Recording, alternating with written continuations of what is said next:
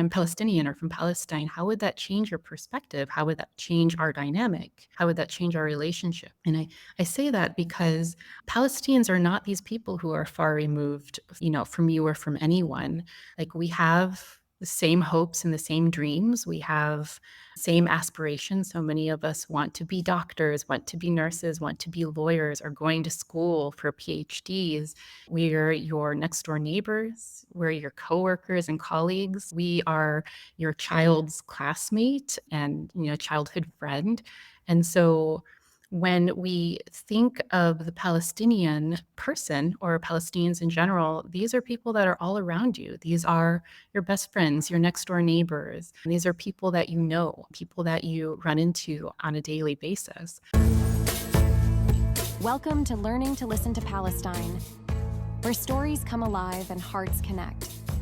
Each week, your host, Lanny Lanchester, will dive into the untold histories, powerful narratives, and insightful interviews that bring us closer to understanding Palestine. Ready to be educated, empowered, and motivated? Let's get started.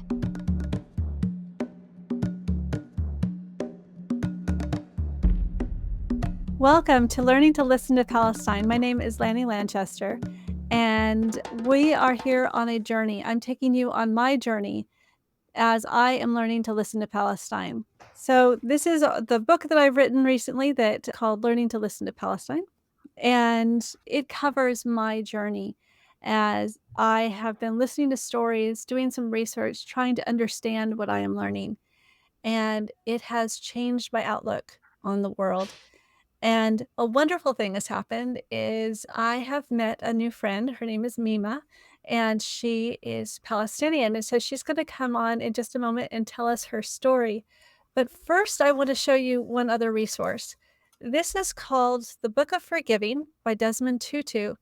And this is a resource that I'm going to be talking about a lot for this month. There's several books that my book uses as a foundation, and this is one of them.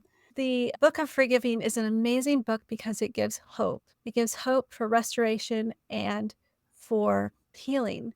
And Mima, you and I had a conversation a while ago about healing and about trauma.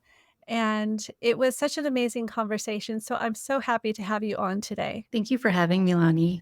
It's great seeing you again and to be able to share my story on a platform like this. So for those of you who are listening to the podcast, my name is Mima, and I currently live in California, but was born in Gaza in Palestine in the 80s.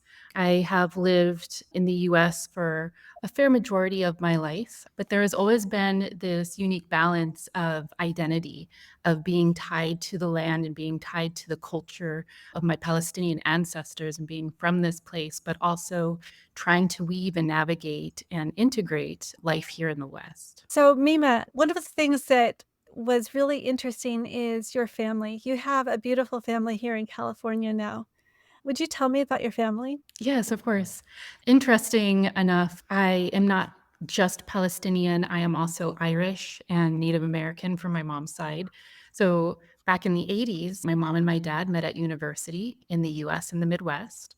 And one thing led to another, and they ended up getting married and conceiving my older brother. And then after this happened, my dad thought, oh, well, why don't we just move everything back to Palestine?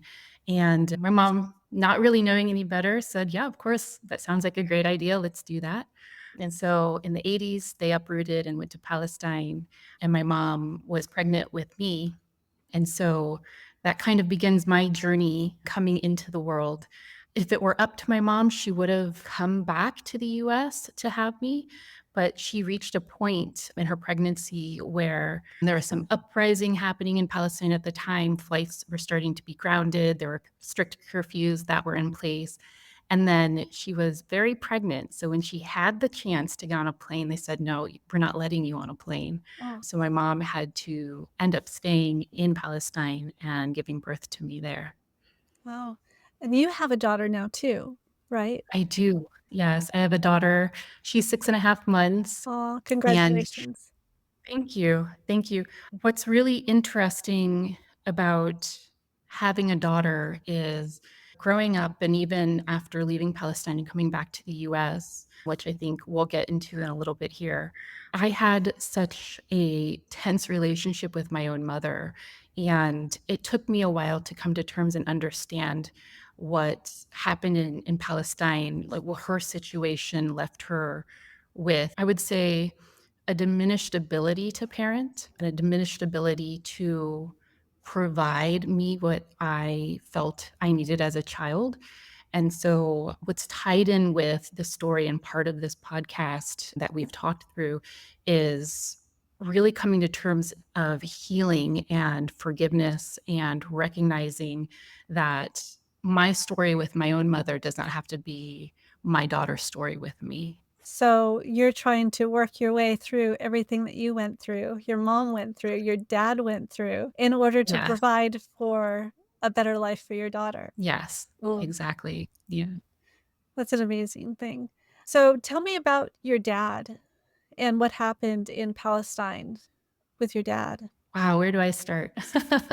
Once they were back in Palestine and my mother was ready to give birth, I don't know what's appropriate to mention on your podcast or if there are certain terms that you're looking to stay away from, but when I was born in Palestine, I was born before the inception or creation, if you will, of a political group, otherwise known as Hamas. Mm, And so I think that's important to mention yeah. because, there were things that were going on while my mom was pregnant. So my mom, while she was pregnant, was shot at with rubber bullets. She was targeted by a stun grenade. She recalled a story where she woke up on the ground and her sense of hearing and her vision was blurred for a moment. And this was just typical life there. And then there were things happening like the houses of our neighbors were being razed to the ground. They were being bulldozed randomly, things like night raids. So So the reason why so I'm so bringing this up. she's Mhm. an American She in is. Yes. Palestine, pregnant, Yes. Yes. and she's being shot with rubber bullets, Yes. and this is So before there Hamas.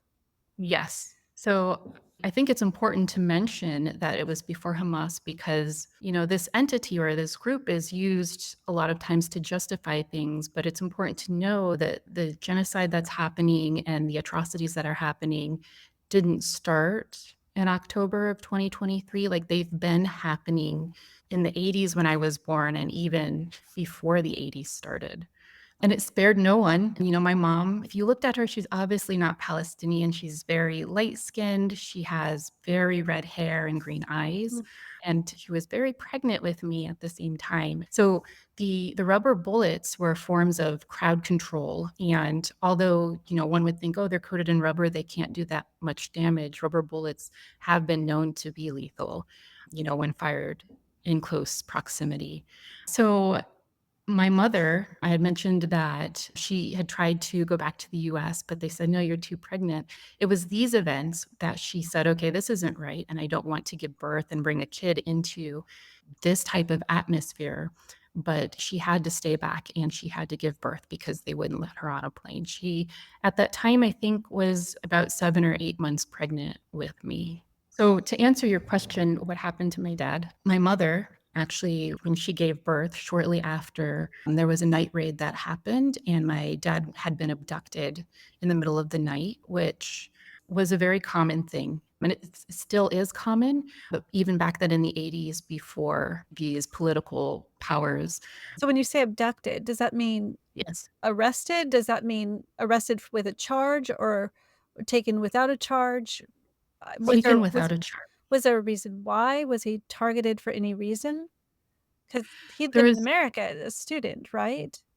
Yeah, as far as I know, there weren't any reasons. And so when I was born, and I should say after I was born, and I'll get into this a little Mhm. bit, we had a next door neighbor that my mom was living with at this time because my dad had been thrown into jail. There was a night raid that I can recall from when I was little that this woman, the next door neighbor, was holding me and they broke into the house in the middle of the night. When I say they, I'm talking about the occupation force. The And the Israeli Defense Force, the IDF. Yes. Mhm. Yeah, and they came in and they pulled all of the male family members out of the bed in the middle of the night, and they just took them off, and so this has been known to be common practice to instigate fear, to destabilize. This was just something that was common, and sometimes you had no idea where exactly a person was, where they were imprisoned, and you had no idea when they would be released, and you had no idea for how long they would be held. And most times people aren't charged with anything. It just they take a person away, and then they release them when they feel like it. So Yeah, I don't even know what to ask with something like that. It feels so random and hopeless and helpless, for your mom, especially because she is out of her own country living mhm. with Palestinians. So how did she manage without your dad in Palestine, in Gaza? Yeah, it was the next door neighbor. Her name was Hidyat. So Hidyat spoke multiple languages, was very intelligent, and Hidyat kind of assumed care of me while my mom was trying to gather herself because my mom didn't speak Arabic. Hidyat spoke very eloquent English among a few other languages. And so it was Hidyat that really said, you know what, you have a place here, you're safe here with me. You don't have to worry about a whole lot, and I will help you out. And so my mom, I can remember her just being very frazzled and just not being quite there and a bit disembodied, but for obvious reason, she was like that. I see. Yeah, that would be frightening. So what did your mom end up doing? So at some point, my mom had met someone, an Israeli woman who worked at the Ben Gurion airport. Mm. And this woman had told her, you know what, I don't know when I'll be able to get you on a flight. So many flights were being canceled, so many flights were grounded. And then the flights that were leaving were pretty packed with people who were trying to escape. And those were usually Israeli citizens and not Palestinian citizens. But my mom had an advantage that she wasn't from Palestine. So this woman made a deal with her and said, if I can find you a spot on a plane, I'm going to give you a call, but you have to have your bags already packed and you have to be here within 15 minutes, or else I don't know when I'm going to be able to get you on a plane and when that would be, or if that would even happen anytime soon. And But so, but things must have um, been different back then because in Gaza now, people can't even get out of Gaza. So right, there must not have been walled in the way they are now in the 80s. right. Okay. What we call the apartheid wall did not exist at that time. Uh-huh. There were various roadblocks and blockades, but it was nothing like what it is today. I see. And at this time, so the time frame that I'm explaining this part of the story was during the first Intifada. Mhm. I know that this is not a history lesson of a podcast, but for the first Intifada, you can imagine it's like the first major uprising of Palestinians saying, no more. You're coming through, you're doing all this crowd control to us, you're bombing us, you're shooting at us. What does Um, intifada mean? Can you tell me? yeah. Oh gosh. There's a few different meanings for Okay. intifada, but the major meaning for intifada is just uprising. It's a resistance movement. So it could be like anybody, a slave who's been kept down, getting a job and having some sort of their own means rather than it doesn't necessarily have to mean violence,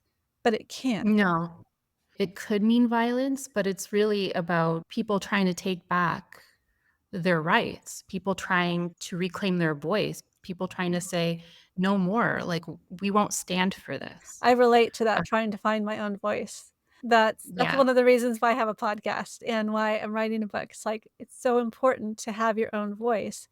And, I hear different reactions to intifada. I see what's happening on the school campuses, and they use the word intifada, but that was good.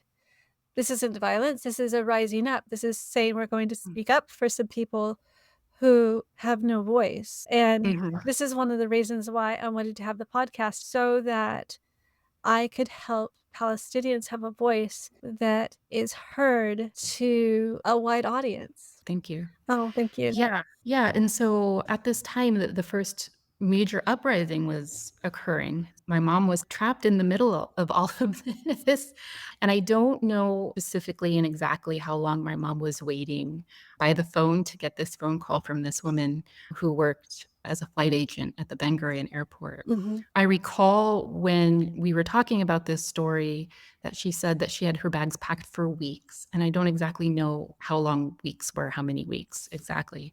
But one day she did get a call saying, I've got a spot for you on a flight. You got to come here right now. So, at this time, my mom is wrangling my older brother, who's really only like a year and a half older than me.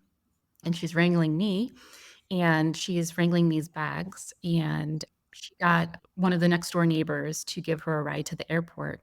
I think we talked about this story, but as he was driving down this small alleyway, this really tight alleyway, all of a sudden there is these plumes of smoke and all of these people were running in their direction. And he puts his car in reverse and just starts backing out of this tiny alleyway space. And he's just trying to get out there and just get her to the airport as fast as he can. There was active bombing and active artillery going on at this time when he was trying to get her to the airport. Wow. So he was able to make it in time and she was able to get on the flight and we were able to go back to the US. But she had to leave without your dad. Yes. So during that time, no one really knew where he was. No one could account for his whereabouts. So she did end up leaving without my dad. And it was just her, myself, and my brother. I see. You said that over time you realized that you had carried a lot of trauma from this time, from when you were in Palestine, and your mother carried trauma from Palestine as well. So do you remember when you were very young when you came back and what that was like to the States? Yeah, that's kind of an interesting question, and I'll get into why that's interesting. So, when we came back to the States, what I do remember is two things: stability and boring. So, I say that because my grandma and grandpa on my mom's side assumed care of my brother and I. Mm. And so, my mom would be working, and my grandparents took care of us pretty much 95% of the time. We would sleep at my mom's place, and then it would just be this drop off at grandma and grandpa's and like do the whole thing over again. I say stability and boring. Stability, which was, wow, there's nothing dangerous happening. And danger was what we knew. So we didn't know any better.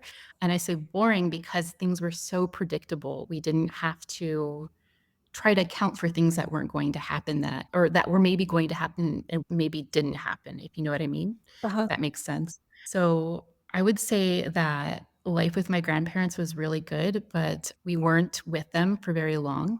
My grandfather ended up passing away, and then my mom ended up taking us and fully taking over at that point.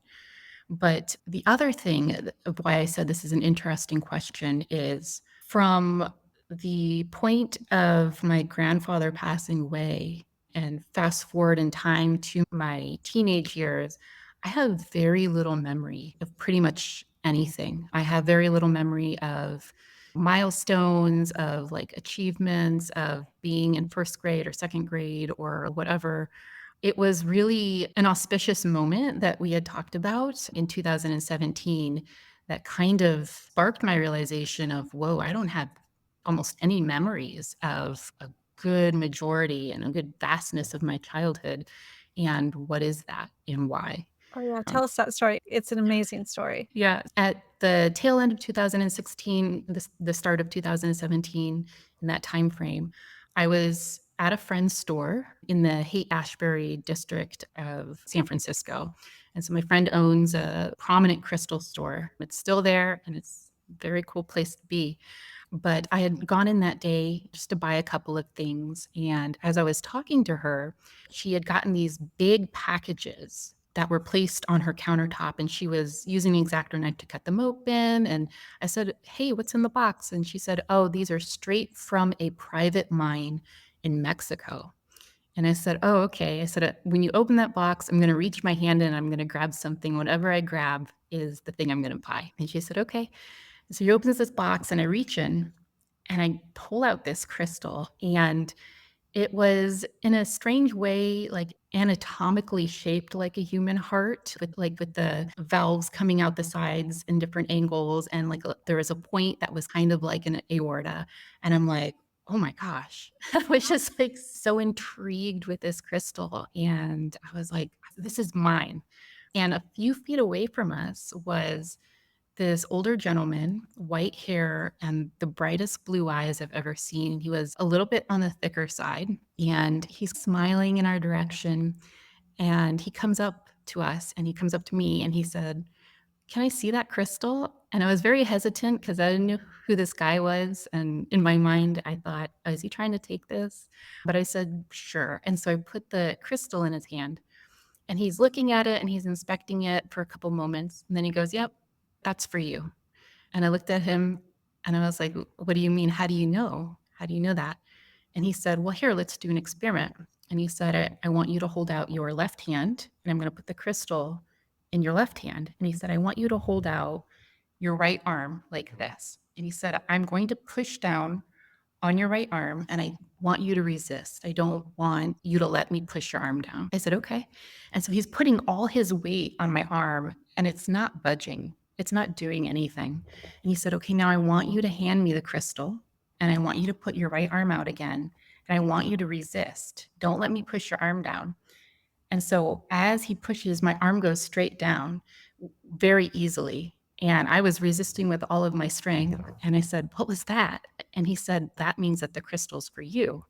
And I said, tell me more. So it opened up like, as I'm telling this story, I don't know if you can see, but I Uh-huh. have I see him. goosebumps because every time I tell this story, it just, there's such a charge to it for me. Uh-huh. I ask him, like, tell me more. I need to know more. Like, what is going on? And then he looks me point blank and he says, do you remember what happened to you when you were 12?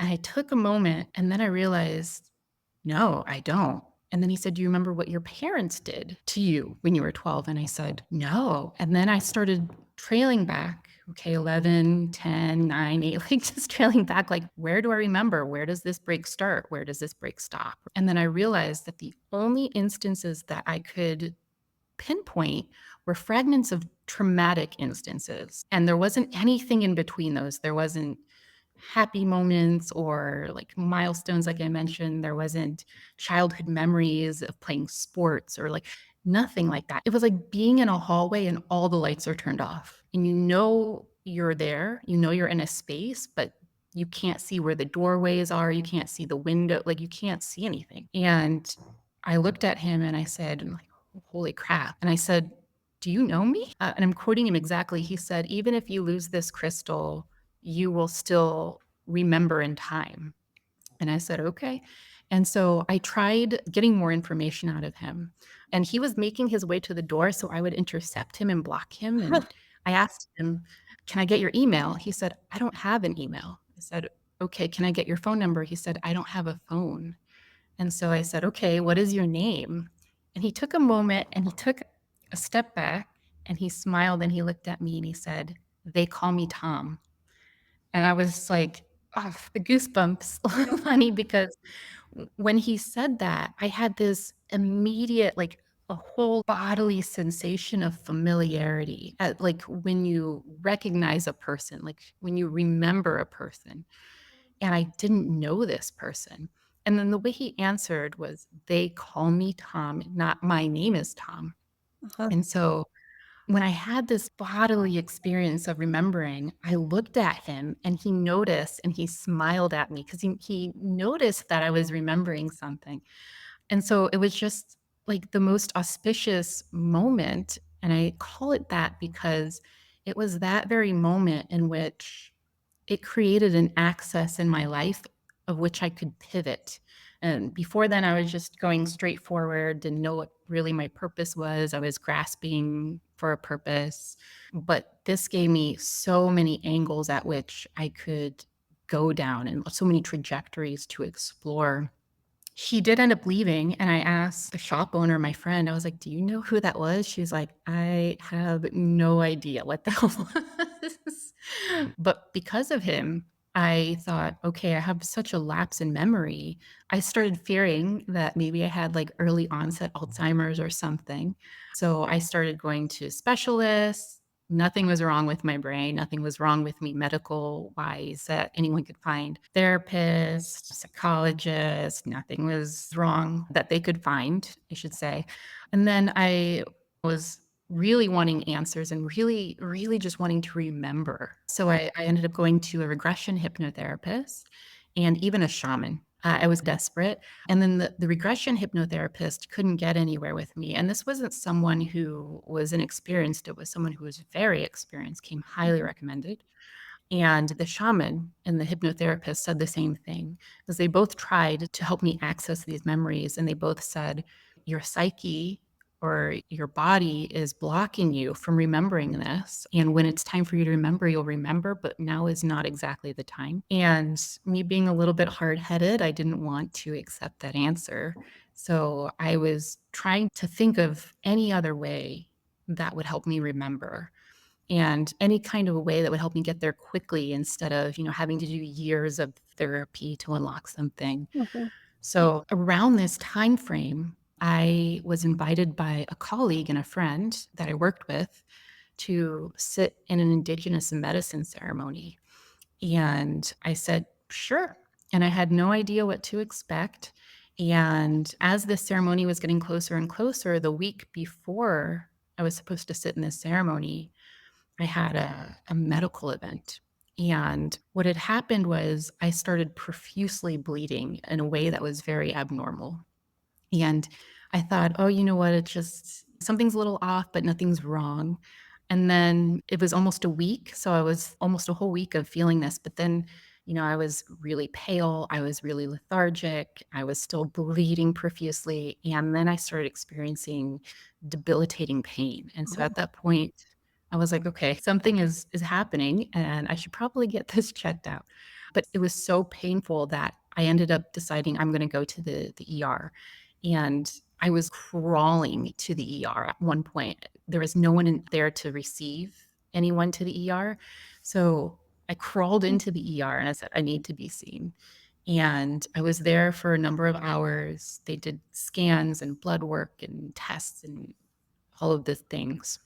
And to give you a little bit of background, before coming to California, I was living in Florida and I was working in emergency medicine there. oh, And so I knew the different things and procedures that were going to take place. But then the doctor, after a number of hours, the doctor came to me and said, okay, we're going to discharge you and you're going to follow up with a specialist. And I looked at him and I said, okay, what's the diagnosis? And they said, the specialist will talk to you about that. And I said, no, no, what's your diagnosis? And he said, it's something that we'd like the specialist to talk to you about. And so having worked in emergency medicine and having been in those scenarios, whenever the doctor said it that way to a patient, it almost always meant that they suspected someone had cancer. But they'll never tell you in the ER, hey, we see, this cancer on your scans. yeah. So I say, "Oh, so it's cancer." And the doctor was caught off guard and said, "I can't definitively say yes or no to that, but you'll follow up with the specialist." So I'm like, "Okay, great." So I follow up with the specialist, and the specialist says, "Okay, you have multiple tumors on your left ovary, and you have multiple tumors on your right ovary and we want to do surgery. And in the meantime, we suggest you do almost nothing. We don't want you to do any physical activity. We don't want you to do any strenuous, like jogging, lifting, nothing. And I was a very athletic person. So that was really frustrating for me at that time Were they because going to remove the tumors from your ovaries, or would you have lost your ovaries for this? so what was reason why he was telling you not to do any strenuous anything is because the weight of those tumors with any kind of strenuous activity, it could actually cause ovarian torsion where the fallopian tube twists on itself, Oh, I and then it see. becomes a very serious Uh-huh. situation. So he said, just don't move. Pretty much don't do anything. Wow. And I was very annoyed by this. Again, I'm very hard-headed, so I went and I got a second opinion, And that person said, "No, we're not gonna do surgery. We're just going to watch what happens." And that was even more frustrating for me because there's an issue, you don't just watch it grow or, it didn't make sense to me. And so now I had 2 opinions and they were both varying, right? And so I said, "I'm gonna get a 3rd opinion." This is happening over a series of weeks. It's not just back to back. And so as this is happening, my friend and colleague comes to me again and says, "Hey, there's another ceremony happening. You couldn't make the last one, but do you feel well enough to go and sit in this one?" And I said, "Yeah, I feel well enough to go and sit this time, and I would like to." And I had no expectations. I didn't have any research done, but I just went with an open heart and an open mind and no real conceived ideas of I expect X, Y, and Z to happen for me or expect healing or any of that. So I'm sitting in this ceremony, and these particular ceremonies take place during the nighttime. So you're awake all night. After they give you like a plant medicine, you drink this plant medicine and then you sink into yourself and go within.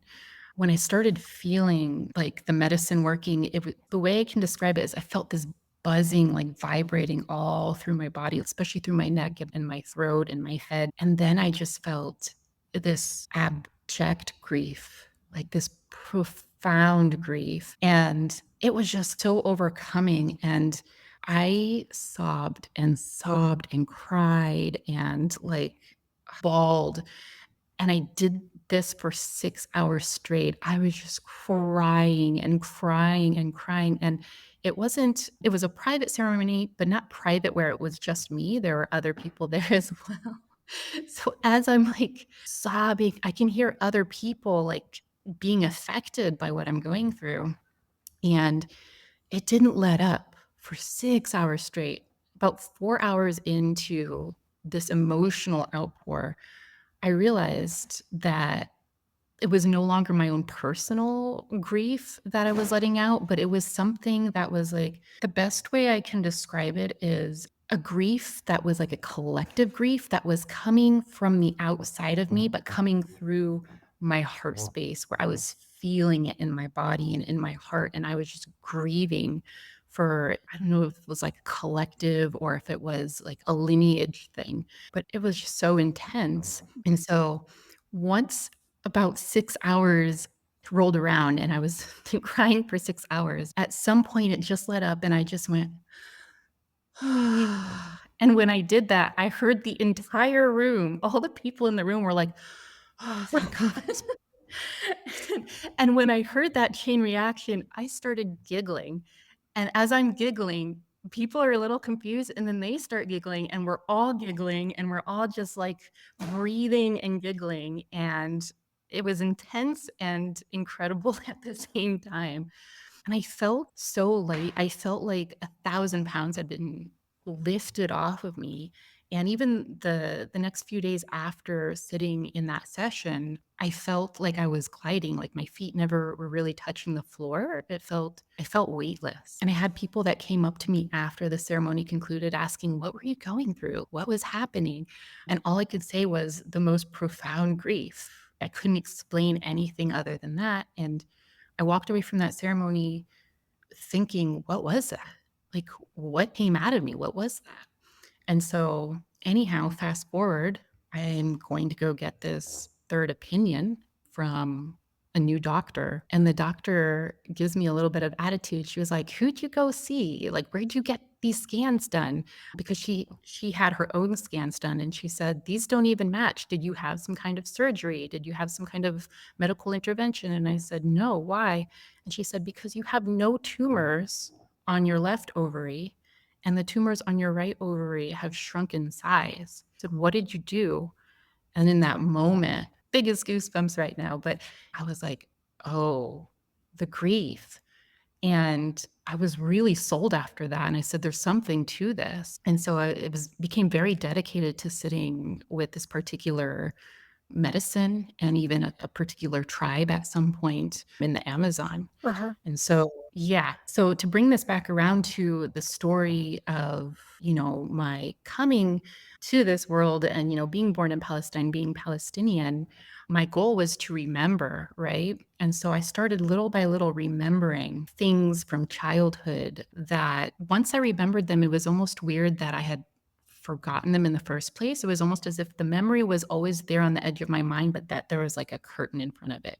And then sitting with this plant medicine really helped me to understand was my mother's experience being in Palestine and having a lot of compassion for her and learning to step into the first steps of forgiveness towards her. So in almost every ceremony after that first medicine ceremony that I had, this thing that people who are in the healing space would deem it would be the mother wound, where there's a lot trauma between you and your mom. There's a fracture in the relationship or many fractures in the relationship, or even, there's mental illness that affects the relationship, anything like that, where you feel like you weren't taken care of, your mother didn't have your best interests at heart. Like all of these things started coming up in the ceremony for me. I had an interesting experience where I didn't realize what was happening at first in the ceremony. And then I realized I was back in utero,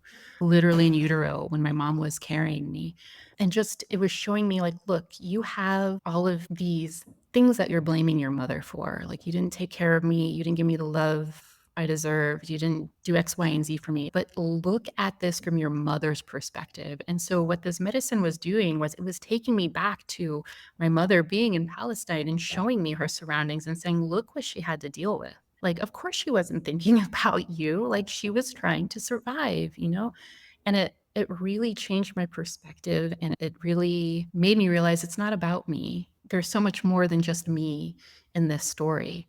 To continue to tie this back around to the topic of Palestine and Palestinian voices, throughout my entire life, I always questioned, why was I born in Palestine? My older brother was born in the US, and I could have very easily been born in the US. So I always knew that there was a reason why I was born there and why I was connected to the land in that way and why I was connected to the culture in that way. But I didn't know if I would ever figure out why or what that reason was. And so the last time that I was sitting in the Amazon and sitting with this particular tribe with this plant medicine, that question came up. And I was really sitting with that question in ceremony. And I was in the Amazon for almost a month at that time. And I was finishing up like the final ceremonies. And I started going through an experience where I realized that I've been storing so much ancestral trauma in my womb space. And so I was really doing my work to get that out of the womb space, also because I was consciously seeking to conceive a child as well. And I did not want that to affect any life that I would bring into the world. I didn't want to pass that on. I didn't want her to have to compete with that in my womb space Yeah. either, in a spiritual or energetic sense. This particular night, I had actually voice recorded the whole night. So, and I've gone back and I've listened to it a few times, but if you heard the recording, what you would hear is coughing, vomiting, moaning in agony. And like, you really just hear the struggle. And then you hear footsteps coming up to me, and you hear someone start singing to me. And so, to give you a little bit of background to make this story come full circle.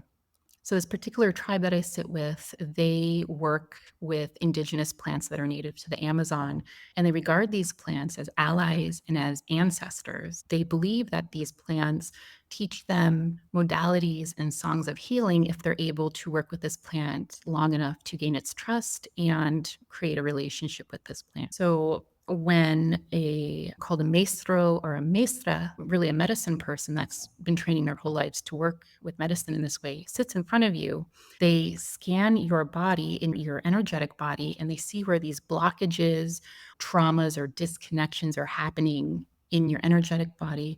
And then they say that the plants that they've worked with tell them what song to sing to you to help bridge those gaps and to help clear out any stagnation or trauma in those spaces so that you can let that out. And so these songs that the plants teach these medicine workers are called Icaros. Anyhow, fast forward back to this night, I'm really struggling to get like just all this ancestral stuff out of my womb. I'm trying to bring it up, and I'm coughing and vomiting and all the stuff.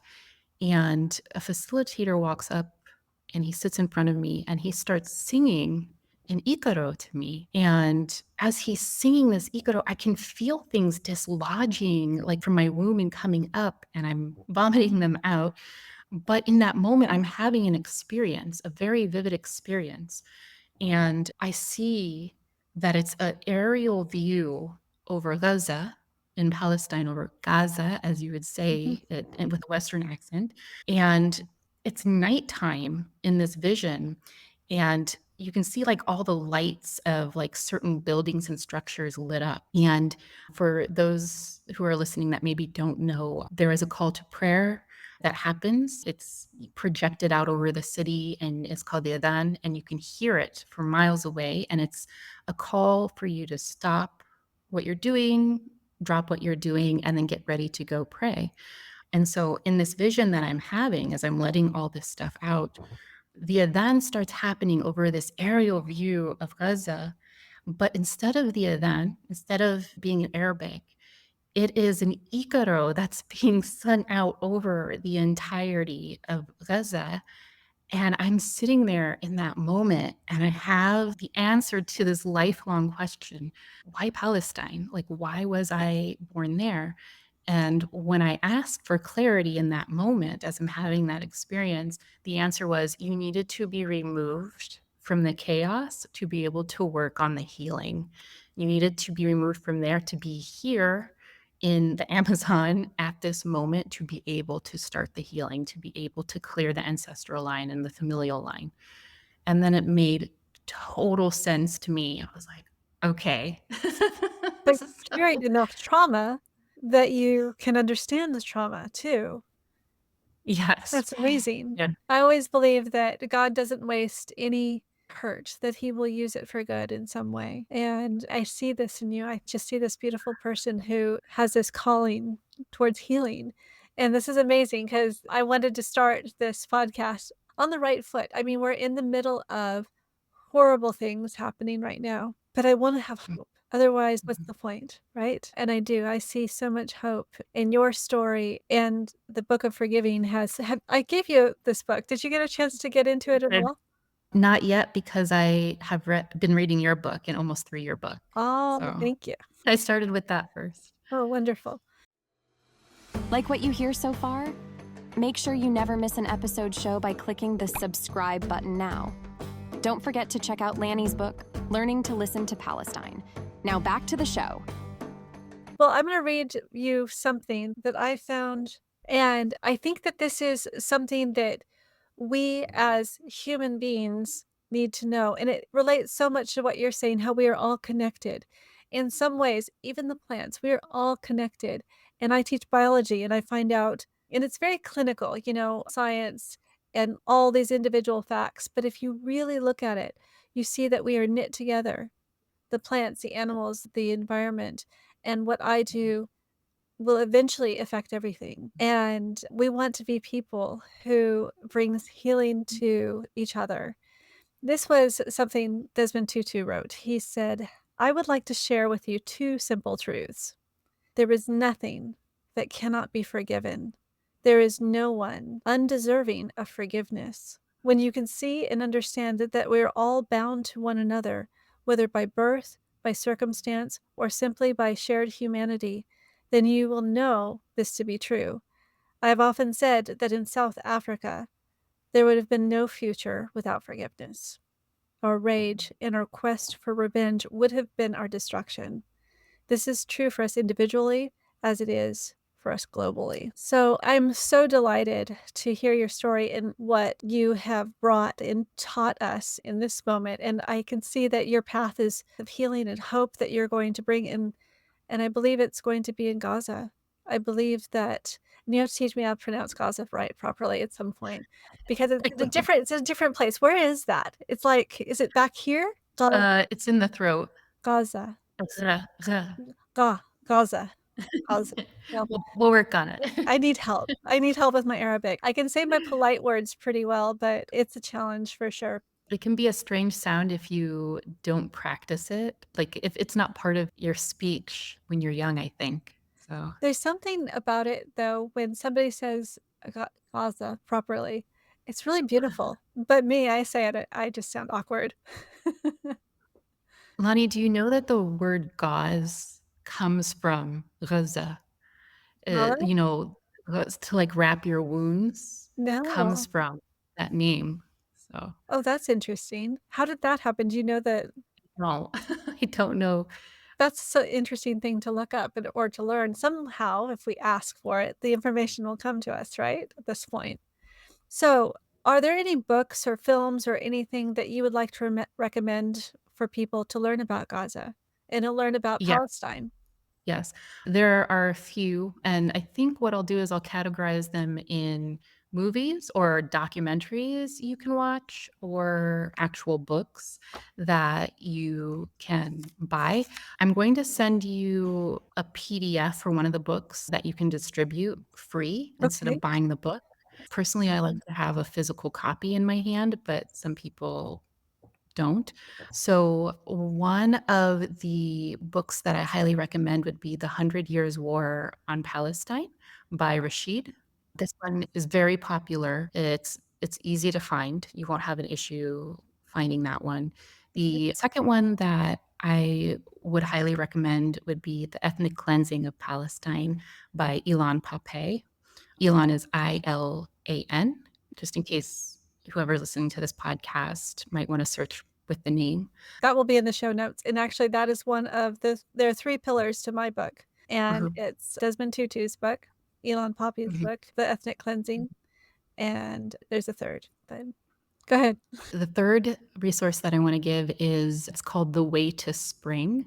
I believe it's The Way to Spring: Life and Death in Palestine by I believe his first name is Ben. His last name is Ehrenreich. The other book that I wanna call out is it's called Justice for Some by Nora Erekat.